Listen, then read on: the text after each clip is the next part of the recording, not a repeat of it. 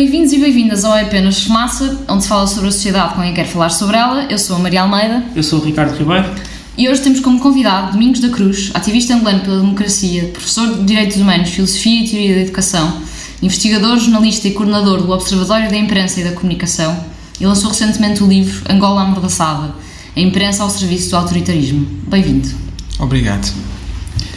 José Eduardo dos Santos, Presidente da República de Angola, num comitê central do MPLA, partido que ele mesmo lidera, disse: devemos estar atentos e desmascarar os oportunistas, os intriguistas, os demagogos que querem enganar aqueles que não têm o conhecimento da verdade. Temos de ser mais ativos do que eles para vencermos a batalha da comunicação da verdade. Que verdade é esta? É a verdade do ponto de vista dele. A verdade que permite com que se possa efetivamente manipular os angolanos e construir, como é óbvio, uma sociedade virtual, né? A partir da qual as pessoas hão de sentir-se anestesiadas e completamente amordaçadas, mas um amordaçamento, consentido, não é? Bem ao estilo do romance de Aldous Huxley, não é? E ele está a cumprir com o seu discurso, porque nesse momento a maior parte da imprensa angolana está efetivamente sob tutela do regime e criou todo um conjunto de tentáculos, está efetivamente a combater, conforme afirmou recentemente, conforme afirmou em 2011 numa reunião com os seus partidários, não é? Mas qual é que tu achas que é o papel do jornalismo e da investigação para que se chegue à democracia em Angola? Olha, eu acho que num contexto de autoritarismo, de facto, a comunicação e o jornalismo podem desempenhar um papel, digamos, fundamental. Mas essa é uma perspectiva puramente liberal, de otimismo sobre o que a imprensa pode fazer, mas infelizmente está mais do que evidente que ela é análoga ou comparável a uma droga medicamentosa, né? Que pode ser usada para curar, para minimizar a dor, mas pode igualmente ser usada para matar. E, portanto, no contexto de Angola, infelizmente, neste momento a imprensa está a jogar um papel total e absolutamente ao contrário. Mas temos consciência que é possível criar-se projetos alternativos que sejam capazes de se posicionar contra a corrente numa lógica de combate e de promoção da dignidade humana e futuramente na instalação da democracia, que para nós ainda é um ideal puramente ficcional no contexto angolano, não é? Agora, não tenho dúvidas que a imprensa pode desempenhar um papel fundamental, e no contexto autoritário terá que ser uma imprensa alternativa, uma imprensa de resistência. E existe esse tipo de imprensa em Angola? Sim, numericamente muito reduzida, né? Posso fazer referência ao Clube K, por exemplo, é um jornal online que desempenha um papel de denúncia permanente. O jornal Folha 8, que está em ocaso por causa da sua situação de dificuldade económica, porque está permanentemente a ser combatido pelo regime. Para além desses dois, há alguns projetos nascentes aos quais ainda não posso depositar a minha confiança, porque olho-os com muita com cuidado, não tenho certeza de como eles nasceram e, portanto, podem ser, inclusive, daqueles projetos que depois, inicialmente começam bem, com a intenção de terem audiência, não é? Conquistar o público, mas depois fazerem uma reviravolta paradigmática radical. Portanto, já estamos acostumados a isso. Em Angola tem projetos dessa natureza que nascem bem exatamente para atrair audiência, leitores, internautas e por aí adiante, e depois mudam completamente, entram também na lógica da manipulação, não é? Sim, mas tu no teu livro, no livro que publicaste agora, Angola Amordaçada, escreveste: na primeira semana de outubro de 2010 foi a vez do semanário angolense não sair à rua, porque os novos proprietários ligados ao MPLA e viabilizaram que uma edição completa chegasse ao público, pois continha matérias sobre corrupção envolvendo altas personalidades do governo, desde presidente a ministros, familiares e altas patentes do exército. Ou seja, quão livres são os jornalistas em Angola, nessa perspectiva? Falaste um bocadinho desses órgãos independentes, ou que tu achas que podem ser independentes, mas é uma realidade diferente da maioria. Não são livres. É óbvio que num ambiente, como diria Bourdieu, de opressão, existem também pequenos focos de resistência, não é? E eu fiz referência a 2 exemplos concretos. Está o jornal Folha 8 e o Clube K. No setor da rádio temos uma rádio parcialmente independente em relação ao poder político, digamos, dominante. Ela pertence ao maior partido com assento parlamentar, a UNITA, em Angola. Portanto, o Estado, o Presidente e o seu partido que estão no poder não têm controle sobre essa rádio, sobre o Folha 8 e o Clube K. Quanto ao resto, não há liberdade. E o Semanário Angolense, em 2010, quando foi submetido a esse facto sobre o qual acabaste de fazer referência, ainda estava na mão de um privado de facto, e era um órgão verdadeiramente independente, mas a posterior o regime comprou o jornal, e eles fizeram isso com outros órgãos também, tal como havia tentativas de controlar também, por intermédio da injeção de capital, aqui a imprensa portuguesa, né, por parte de signatários angolanos. Sim, o capital angolano tem aumentado a influência nos últimos anos em Portugal. Pois. Neste momento existe capital angolano envolvido na Control Invest Media, que tem o Diário de Notícias, Jornal Notícias, o Jogo TSF, na Newshold, que tem a Sol, na Cofina, que tem o Correio da Manhã, Jornal de Negócios, Sábado, no Grupo Empresa, que tem a SIC, o Expresso, a Visão, na Mídia Capital, que tem a TVI. O que é que achas que isto faz? Qual é o objetivo por detrás deste tipo de influência em Portugal? E será que isso faz com que nós em Portugal tenhamos uma ideia completamente diferente do que se passa em Angola? Não há dúvidas que isso contribui para que se possa maquiar a imagem de Angola via controle sobre o qual acaba de fazer referência, o controle, digamos, econômico, porque quem coloca dinheiro depois começa a ditar regras, não é? Sobre a agenda setting dos órgãos de comunicação. Mas não me surpreende nada, porque a lógica dos regimes autoritários consiste exatamente no controle de todos os pilares possíveis de influência para a manutenção do poder. Mas porque Portugal, Lisboa, a sua capital, é uma plataforma estratégica fundamental para os resistentes, não é? Se você falar a partir de Lisboa, a voz pode ecoar para outros pontos, por causa da relação histórica entre Angola e Portugal. E, portanto, o regime, os seus ideólogos perceberam isso e concluíram que é necessário controlar, não é? Então, acho que isso enquadra-se perfeitamente dentro da estratégia de manutenção do regime, não é? Uhum. Tu dedicaste este livro, Angola Amordaçada, ao Ricardo Melo, ao Nfulupinga Nlando Vítor, ao Alberto Chaco-Sanga e ao Simão Roberto, que, segundo o que tu escreveste, foram mortos por falarem. Claro. Podes explicar o que é que aconteceu nestes casos? Olha, no caso do Simão Roberto, Ricardo Melo e o Chaco-Sanga, foram jornalistas que, pelo facto de fazerem um jornalismo digno deste nome, perderam, digamos, a vida, pelo facto de falarem, pelo facto de se convencerem de que a liberdade de expressão é um elemento constitutivo da natureza humana e, portanto, devem necessariamente exercê-lo. Perderam a vida. E o Nfulupinga Nlando Vítor foi um político aguerrido da oposição angolana e um professor também de grande valia, e se posicionava com energia, com frontalidade. E claro, perdemos-lo e até hoje não foi esclarecido. Mas pessoas próximas do poder confidenciam que de facto terá sido um plano do regime assassiná-lo. Isso é muito cristalino, isso é muito evidente para os angolanos.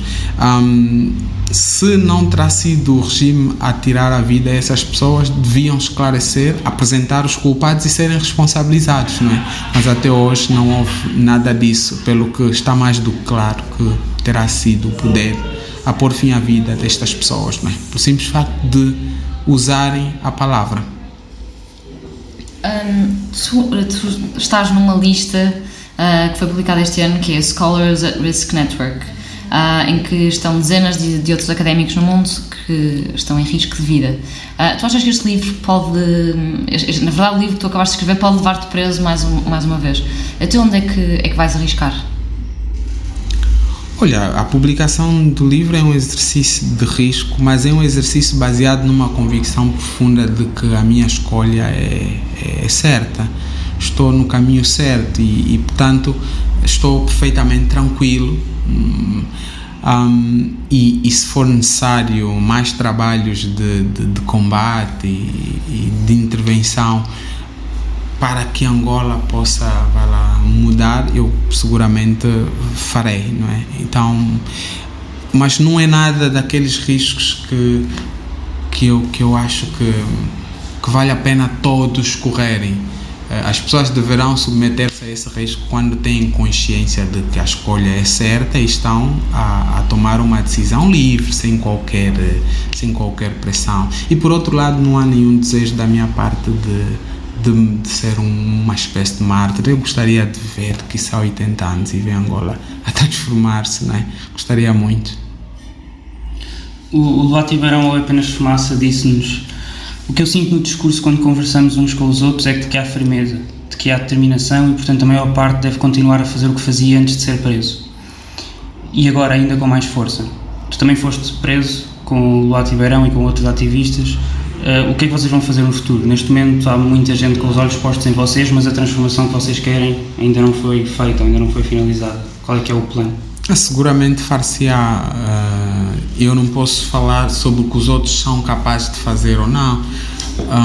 É muito arriscado. E eu farei, mas não posso, como é óbvio, dizê-lo em termos de plano, de forma pormenorizada. Sou pena de fazer um exercício de ingenuidade, né? Mas posso garantir que o fazer não consistirá necessariamente de estar a correr de um lado do outro e envolver-se em todos os projetos possíveis, mas continuarei seguramente a fazer alguma coisa por Angola, de acordo com os meus limites, né? Os meus limites morais e intelectuais e físicos também. Mas neste momento, eu particularmente tenho como prioridade a minha recuperação emocional e física, que está completamente afetada com a prisão. Por exemplo, ainda não fui submetido a uma psicoterapia para que eu possa recuperar do grande trauma que foi essa prisão, não é? Não só essa necessidade de recuperação emocional, mas também física. Quanto tempo estiveste preso? 1 ano e alguns meses. Então precisa-se fazer um exame, vários, de toxicologia profunda, porque nos regimes autoritários pode acontecer envenenamentos que levam tempo para que a pessoa perca a vida, e não é possível fazer de forma fiável nos hospitais angolanos, porque está tudo sob controle do poder, não é? Podes explicar-nos um pouco melhor o que é que aconteceu no tempo em que tu estiveste preso, nesse ano? Como é que foi a tua prisão? Olha, eu não gostaria de pronunciar-me sobre o período em que estivemos na prisão. Eventualmente um dia farei, mas não é prioritário nem explicar e nem sequer escrever. Também acho que pronunciei-me demais já no período pós-prisão, assim, saímos 1 semana, 2 semanas depois. Peço desculpas. No programa Frente a Frente, na RTP, em Portugal, o António Lovoal de Carvalho, embaixador angolano itinerante para as questões políticas, disse sobre o livro da ditadura à democracia, do Gene Sharp, que tu lias em conjunto com outros ativistas quando foram presos. Este livro é altamente subversivo. Ao que o José Eduardo Agualusa respondeu: Eu concordo consigo, é um livro altamente subversivo, mas em regimes totalitários. Não é subversivo em democracias. Este livro não leva ao derrubo de democracias. Tu achas que publicar livros que desafiem o regime pode ser que leve à mudança de mentalidade da sociedade angolana? Eu não comento pronunciamentos de pessoas como este senhor, sobre o qual acaba de fazer referência. Tu tens medo, depois de vocês estarem a fazer o que estão a fazer, que isto realmente dê resultado e que vocês acabem com o regime e que se passe para um pós-regime? Existem variedíssimos outros casos, como a Líbia, como a Síria, que mostram que as consequências podem ser terríveis. Vocês têm medo, ou tu tens medo daquilo que pode acontecer? Não, medo não, sinceramente. Mas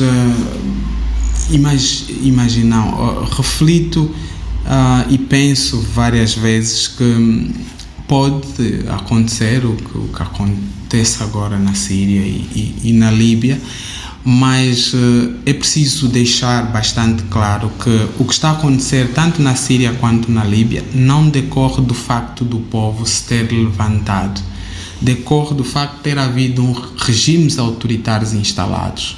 Pessoas oprimidas tentaram conquistar a sua liberdade e, ao tentarem conquistar a sua liberdade, os regimes autoritários reagiram com violência e essa violência estende-se até aos dias de hoje.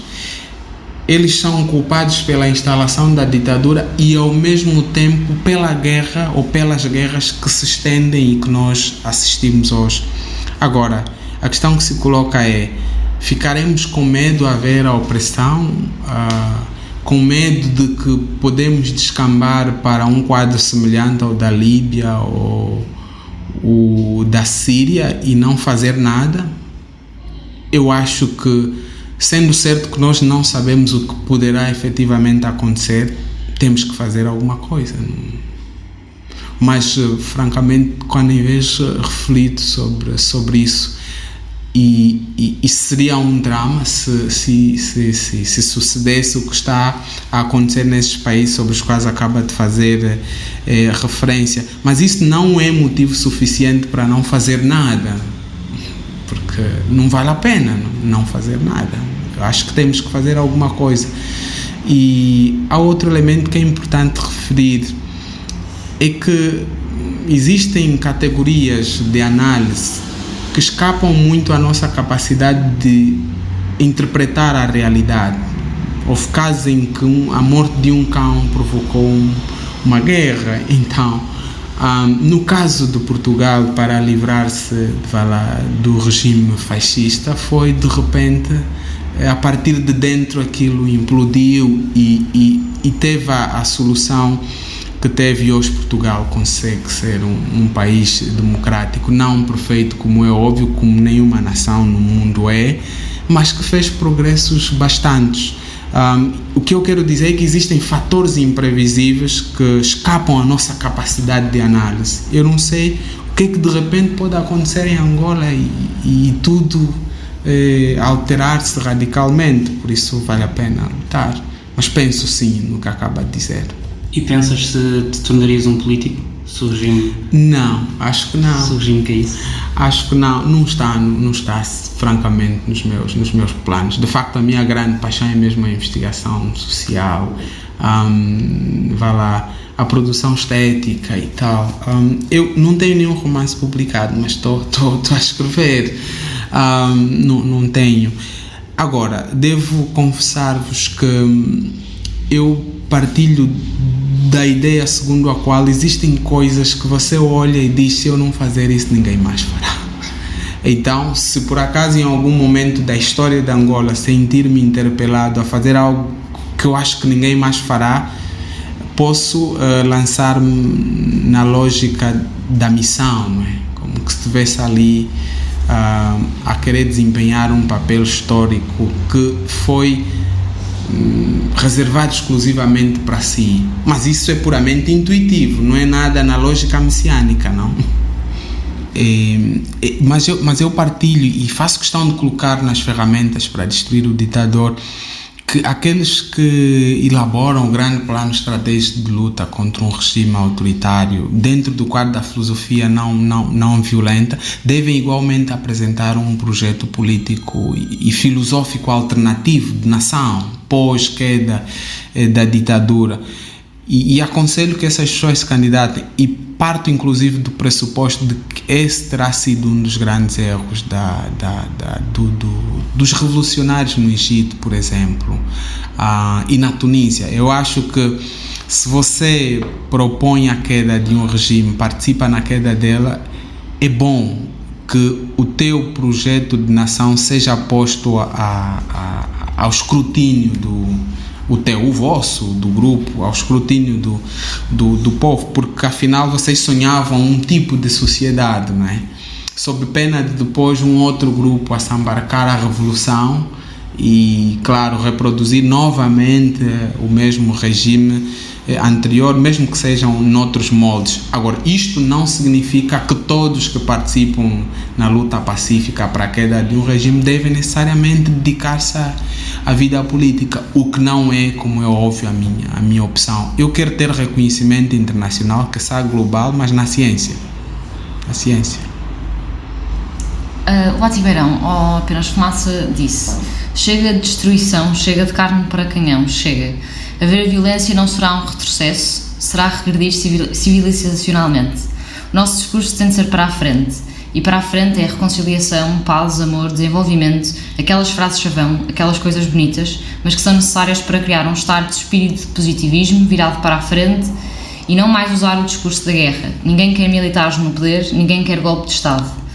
Na tua opinião, qual é que é a importância desta transformação ser pacífica, de ser um movimento não violento? Olha, isso está tudo justificado no livro que foi a grande peça processual que conduziu a nossa prisão, a acusação.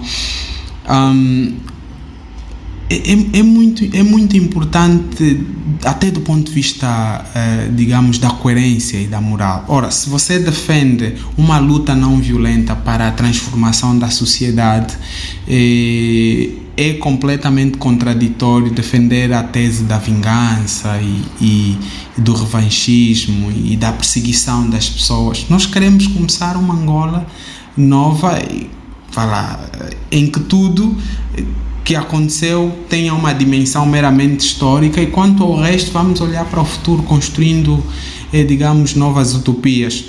Por quê? Porque essa gente que detém o poder hoje, se olhares para a reação deles quando nós dissemos que o sistema atual tem que terminar, é uma reação de pessoas que vivem com muitos medos, não é?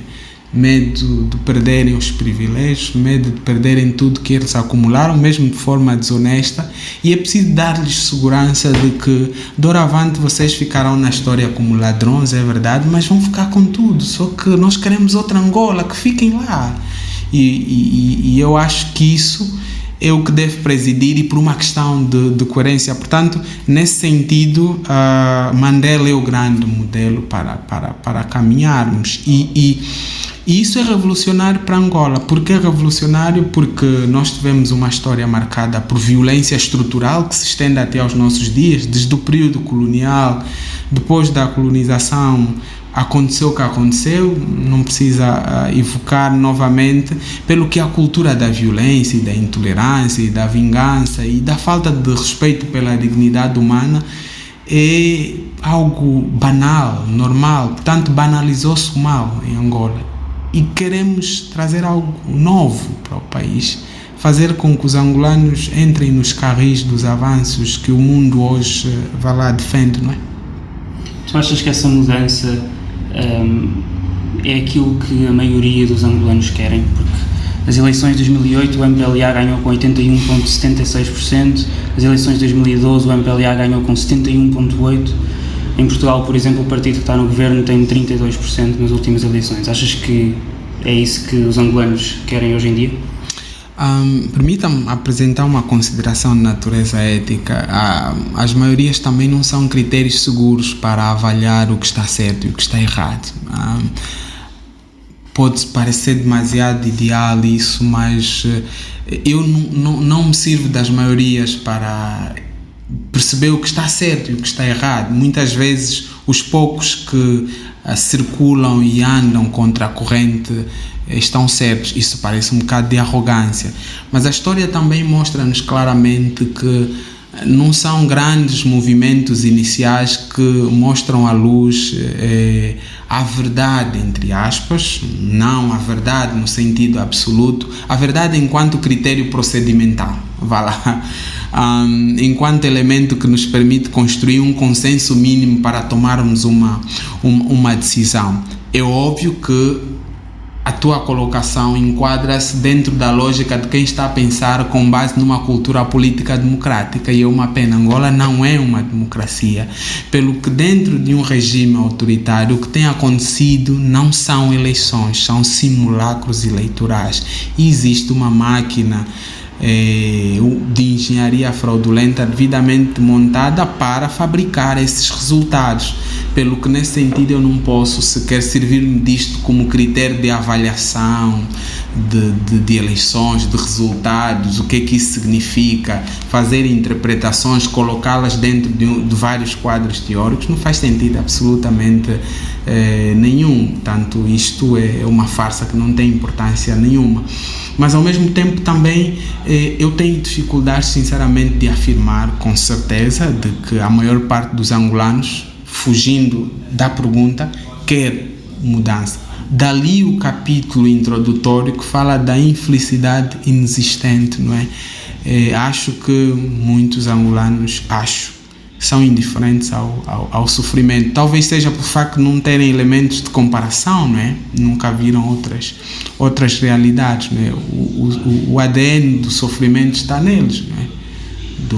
Da miséria, da falta de elevação transcendental e espiritual, da falta de referências éticas, e penso que isso faz com que muitas vezes as pessoas, pelo simples facto de terem o mínimo hoje, dizem, não, isso está bom, isso é extraordinário. Na época colonial até faziam-nos pior, por exemplo. E voltando um pouco ao tema do papel do jornalismo e da imprensa, e qual o impacto que teve e que tem nos resultados eleitorais e nessa maioria de que falávamos, durante a campanha eleitoral de 2008, e tu no teu livro também referes isso, a missão de observação de eleições da União Europeia constatou que no Jornal de Angola, o Jornal Público Angolano, o MPLA teve 166 artigos, 22 notícias de primeira página e 129 fotografias.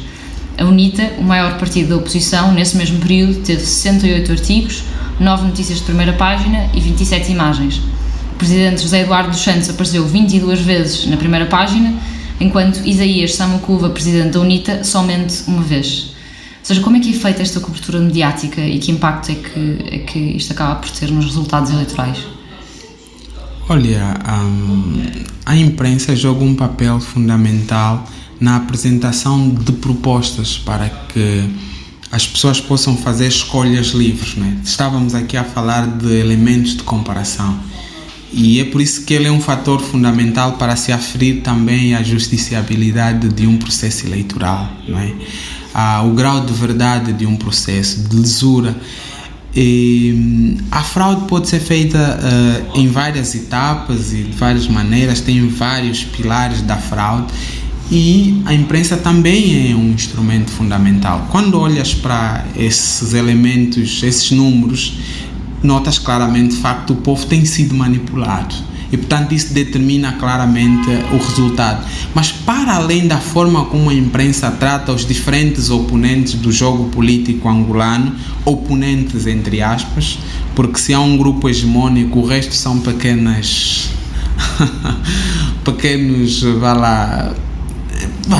pequenas categorias sem grande peso. Quando tu olhas para isto, tu percebes claramente que alguma coisa não vai bem, alguma coisa não está a funcionar. Mas a par disso, ainda assim eles manipulam as urnas, não é? Na hora mesmo da contagem dos votos. Existem livros publicados também sobre fraude eleitoral em Angola, que deixam de parte a dimensão da imprensa para olhar para outros elementos na hora da contagem dos votos, não é? Como determinados votos de outros partidos são deitados ao mar, por exemplo. Tudo isso é mais do que suficiente para dizer: eu, enquanto pessoa, enquanto cidadão, tenho que me sentir interpelado em fazer alguma coisa. Não pode, um grupo não pode continuar a tratar todo um povo assim como se de um rebanho de carneiros se tratasse, não é? E qual é que é o tipo de linguagem usada para descrever os feitos do regime, não só do José Eduardo dos Santos, como por exemplo da Isabel dos Santos e todas as pessoas que estão ligadas ao regime? Olha, coloca-nos na proposta do professor Francisco Sá, né? Os estudos culturais avançaram muito nessa linha, né? De tentar compreender discursos. Olha, eu nunca dediquei-me a isso, mas tenho uma opinião, mesmo que inconsistente, por nunca ter feito um estudo sobre o assunto no contexto angolano. Existem um conjunto de categorias. Por exemplo, a Isabel é tratada como uma empresária de sucesso, uma mulher inteligente, criativa e extremamente visionária. E isso ajuda os críticos a dizerem: uau, afinal a nós faltou criatividade, faltou sermos visionários, porque a outra que foi até conseguiu com os ovos chegar onde chegou. Para além disso, o caso do Presidente da República é tratado como aquele que trouxe a paz. Usam expressões como arquiteto. Eu estou a dizer literalmente como acontece. É o arquiteto da paz, o pai da nação, o salvador. Tudo isso também adequando-se, digamos, ao nosso estofo cultural, né? Porque no contexto angolano, o mais velho, o chefe, é sempre visto como a luz a ser seguida, né? Na Austrália, dizer que o primeiro-ministro é o pai dos cidadãos é um escândalo, quer dizer, o pai. Mas lá não, lá essa narrativa é permanente e sistematicamente evocada, e a maior parte das pessoas aceita isso de forma tranquila. Existem inclusive casos em que o presidente toma contacto com as pessoas naqueles momentos de euforia em que algumas pessoas ajoelham perante os pés do presidente, não é? Isso hoje acontece num lugar que chamam República. Este foi mais um episódio do É Apenas Fumaça, onde se fala sobre a sociedade com quem quer falar sobre ela. Muito obrigado à equipa: Maria Almeida, Pedro Zuzarte, Tomás Pereira, Bernardo Afonso, Pedro Cardoso e Diana Carvalho. Obrigado, Domingos. Muito obrigado e bom trabalho. A música é dos Lotus Fever. Subscrevam mais episódios em apenasfumaça.pt. Até à próxima.